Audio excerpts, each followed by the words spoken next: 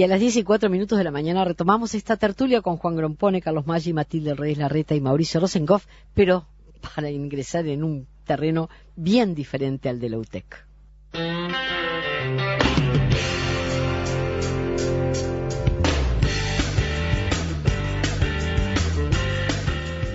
Ayer se cumplieron 165 años de la publicación de uno de los tratados políticos que más influencia han tenido en la historia de la humanidad. El 21 de febrero de 1848 en Londres veía la luz el Manifiesto Comunista, la proclama redactada por Karl Marx y Friedrich Engels, que comienza con la conocida frase: un fantasma recorre Europa, el fantasma del comunismo.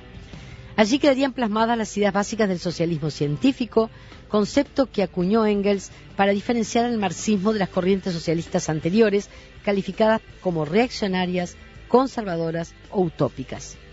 Tan elogiado como criticado a lo largo de los años, el texto ha sido traducido a la mayoría de los idiomas del mundo y ha servido como inspiración para innumerables organizaciones políticas a lo largo y ancho de los 5 continentes.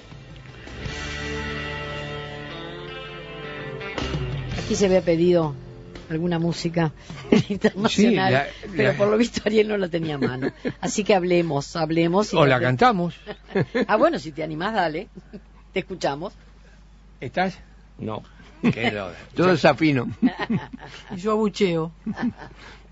Bien, vayamos entonces a los comentarios. Quedaste en la intención nada más. No, yo la canto. Cuando tenga que intervenir, entro y la canto. Bueno, muy bien, dale.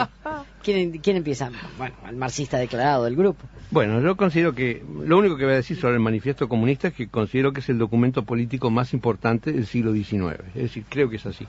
Y creo que es muy importante.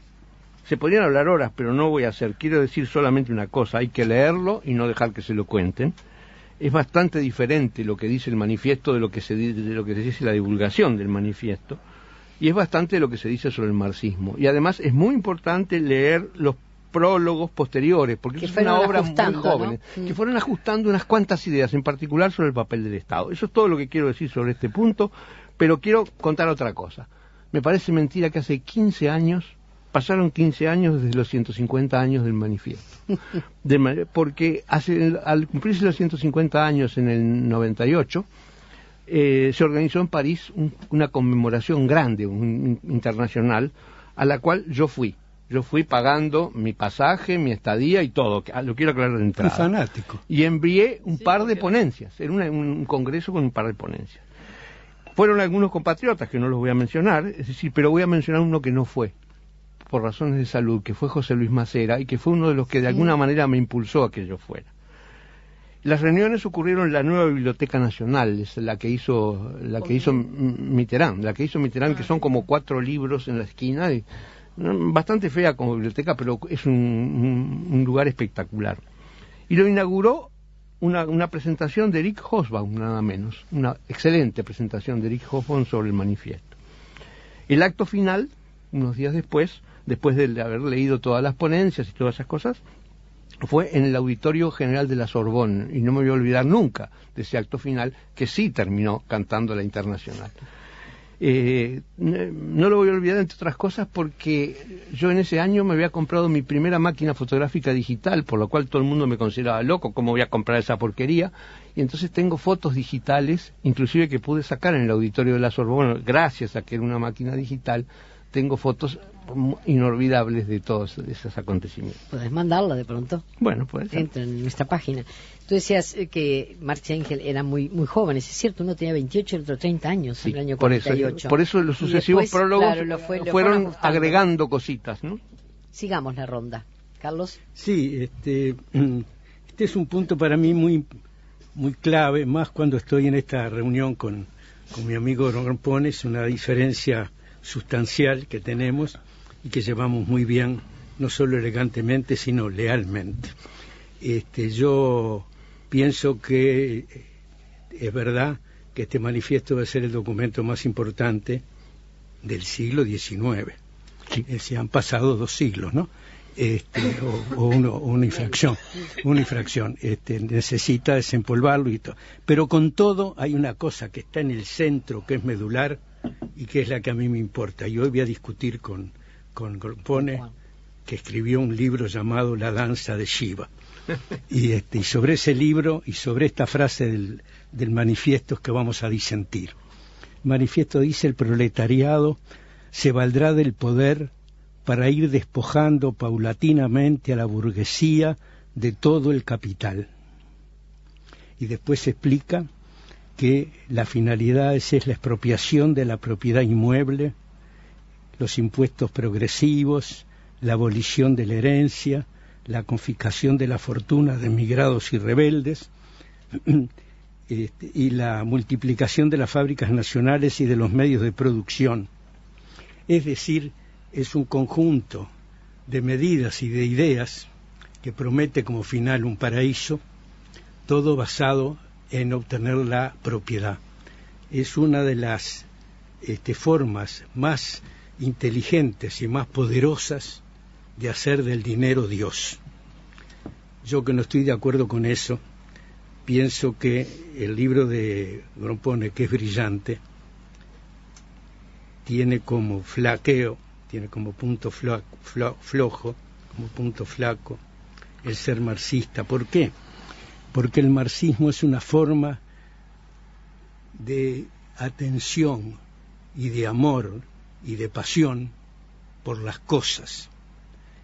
Y en ningún momento, ni este manifiesto, ni este precioso libro que se llama La danza de Shiva, atienden al cambio de la gente como gente, ¿no? ¿Qué pasa de aquí a los 60 años que necesita Juan para que el mundo cambie y el capitalismo caiga? Yo creo que va a caer el capitalismo, por supuesto que sí, pero como siempre sucede en la historia del hombre, va a caer para tener un estadio superior. ¿Superior en qué sentido? No en el sentido material de la plata, del dinero, de la propiedad, de la herencia. Mejor por la calidad de la gente. Va a haber hombres que van a repudiar muchas de las cosas injustas y horribles en las cuales estamos nosotros sumidos, ¿verdad? Una de ellas es: estamos obligados a optar entre la libertad o la falta de libertad para hacer justicia social. Eso tiene que ser superado. ¿De qué manera? Con la calidad humana. Y esa es la discusión que yo tengo contigo, querido. Estoy en casi todo de acuerdo, excepto alguna palabrita que yo cambiaría. En lugar de dinero usaría la palabra economía, pero nada más. Si no, estoy totalmente de acuerdo. Totalmente de acuerdo que la sociedad nueva es un cambio hacia la espiritualidad, no cabe duda, y el abandono de las cosas materiales. Pero eso no quiere decir que la historia hasta el presente es la historia del desarrollo material. Sos un marxista actualizado. Por supuesto, no del siglo XIX. Fabricio, por las dudas, si tenés que seguir contestando, vamos a darle intervención a los demás. Se define como machista leninista, Grompone. No, leninista no. Machista tampoco. Reconoció el machismo, ¿viste? No hay ningún documento político en el planeta que haya generado convulsiones, revoluciones, movimientos, confusiones como el de Marx y Engels. La primera cosa que hay que ubicarlo en el contexto histórico en que es redactado.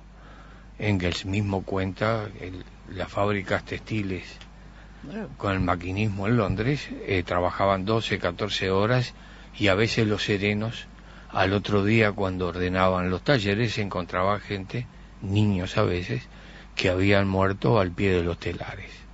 Es decir, que estamos... Situación además que él no vivía porque él estaba en otra condición y dueño. Supo verlo, claro, lo mandaron a aprender a ser dueño, ¿no? Y desde esa condición igual tuvo la sensibilidad de percibir esa terrible situación, ¿no? Bueno, eso le pasa a todos los profetas y le pasa a todos aquellos que de alguna manera intentan trazar una alternativa a una situación de injusticia social. No necesariamente han muerto al pie de los telares los que han mandado mensajes de paz y amor, digamos. Claro.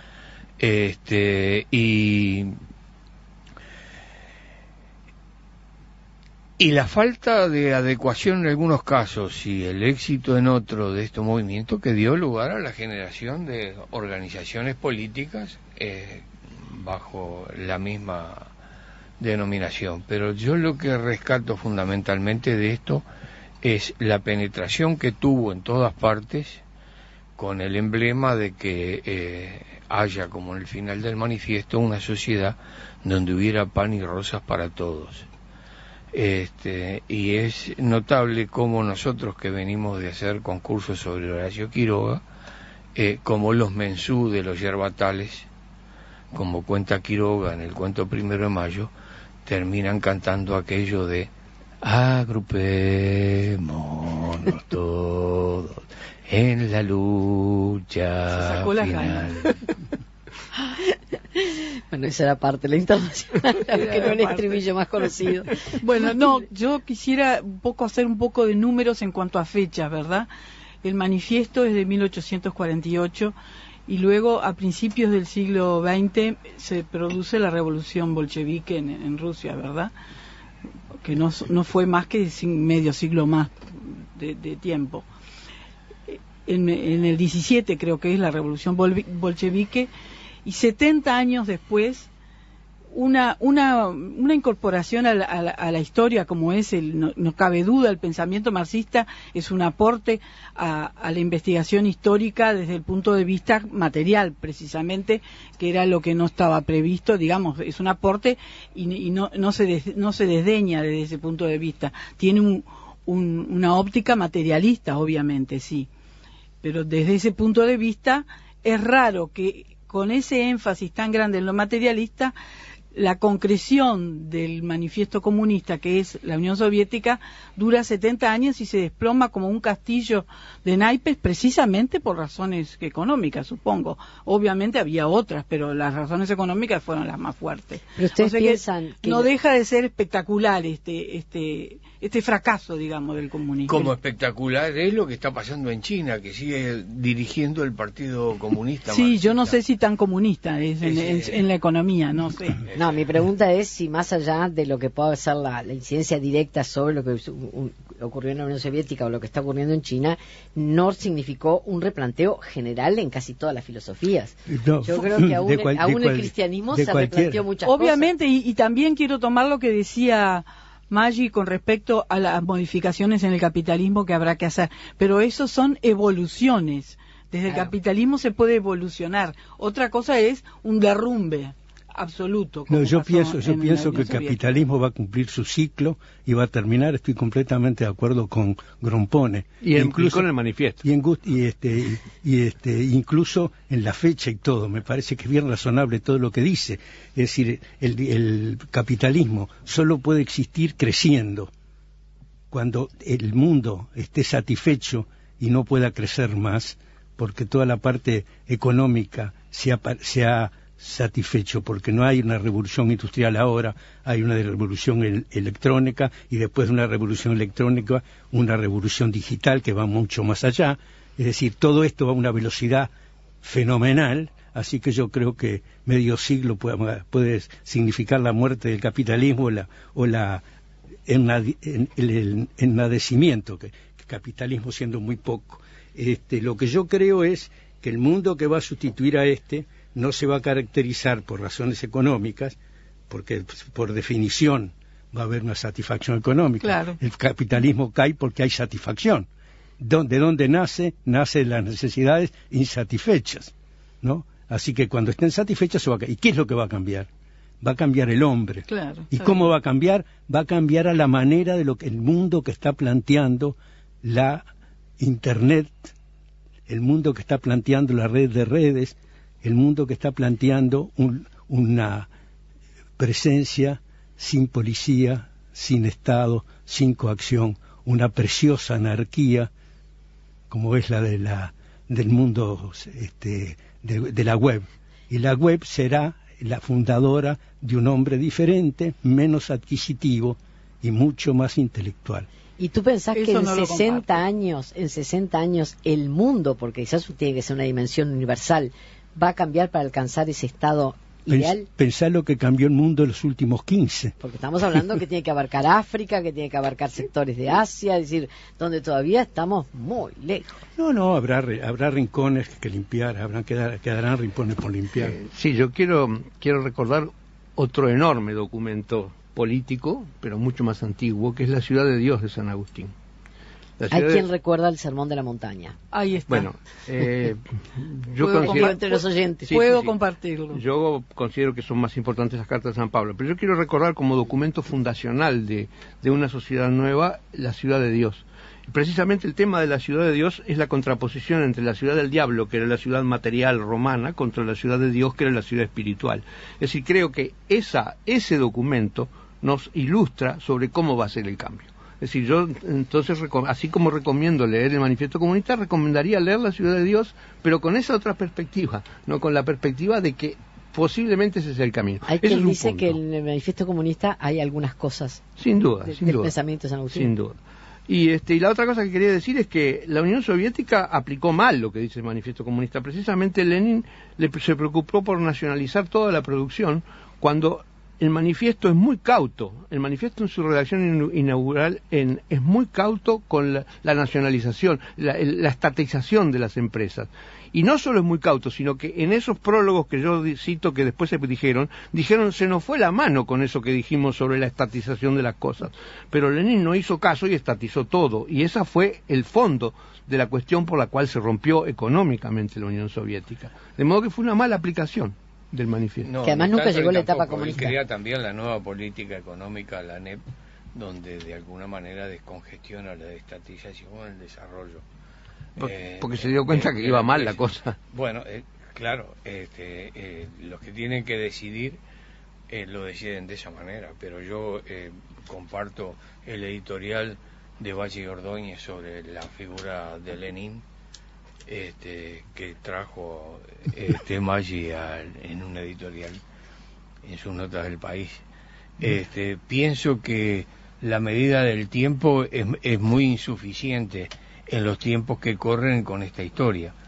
Si no, no tendríamos en otras corrientes filosóficas, religiosas, los desequilibrios que tenemos hoy. Es decir, que también en esto, de pronto el tiempo que ha corrido no es suficiente, porque al fin de cuentas, los que llevan a la práctica las concepciones generales que apuntan a la igualdad, son, como quien dice, humanos.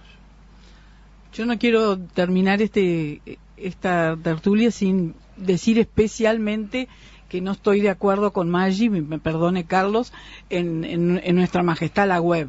No le veo ninguna autoridad, ningún concepto que valga la pena tener en cuenta en el momento de considerar la evolución de la humanidad. La evolución de la humanidad desde el capitalismo, que como él bien dice va a dar plata, va a satisfacer todas las necesidades y por eso va a caer. Bueno, lo que falta es una dimensión espiritual, no la página web. ¿Vas a contestar eso, Maggi? Te voy a contestar amablemente y amistosamente. Tenés la palabra. El web, Matilde, es el lugar donde están todos los libros del mundo. No lo podés despreciar. Pero no es que estén todos los libros del mundo. Están todos los libros del mundo de manera gratuita, al alcance de todos, en su casa. No hay nada que hacer, nada más que apretar una tecla para leer el libro que querés. Es un cambio como nunca conoció la humanidad. ¿Cómo podés despreciar eso? Hay que liderarlo. ¿Hay que? Liderarlo. Sí, ¿por qué no? Se puede liderar, pero... Si hay un líder espiritual, se puede liderar de muchas maneras. A mí me atrae mucho, por mi manera de ser, porque es un mundo anárquico. Claro. Es un mundo que no tiene policía. Es un mundo que no presenta ninguna obligación ni ninguna amenaza. Nadie es más libre que alguien que está en el web. Nosotros recuperamos la cosa más hermosa que tuvo el hombre, que era su anarquía. ¿No? Nada de mandones. ¿Te parece que eso es despreciable, Matilde? No me atrae en lo más mínimo. Y por eso es un anticipo de la sociedad nueva. Y yo creo que es así. ¿Por qué razón? Por ser anárquica, ¿no? Sí, por claro. ser sin mando, con igualdad. Entonces podríamos parafrasear la consigna de Melina Mercuri en Nunca en Domingo, del mándense mudar tuito, no, ese era otro, de mande, y ahora nos vamos todos a la playa, ahora nos vamos todos a la web.